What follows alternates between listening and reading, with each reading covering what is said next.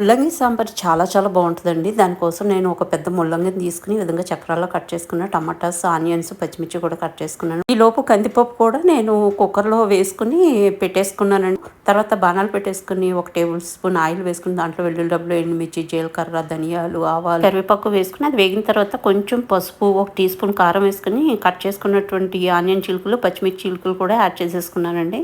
తర్వాత కట్ చేసి పెట్టుకున్నటువంటి ముల్లంగి చక్రాలు యాడ్ చేసేసుకున్నానండి. ఒక పక్కన కుక్కర్ కూడా నాకు విజిల్ వచ్చేసింది. ఇంక ఇప్పుడు టమాటాస్ యాడ్ చేసేస్తున్నానండి. 2 మీడియం సైజ్ టమాటాస్ అనమాట. ఇప్పుడు రుచికి సరిపడా సాల్ట్ వేసేసి మొత్తం అంతా మిక్స్ చేసేసుకుంటాము. మిక్స్ చేసుకుని ఒక గ్లాసు వాటర్ వేసేసుకుని కొంచెం కొత్తిమీర కాడలు యాడ్ చేసుకుంటున్నానండి. అప్పుడు వాటి సారం అంతా మంచిగా దిగుతుంది అనమాట పప్పుచారులోకి.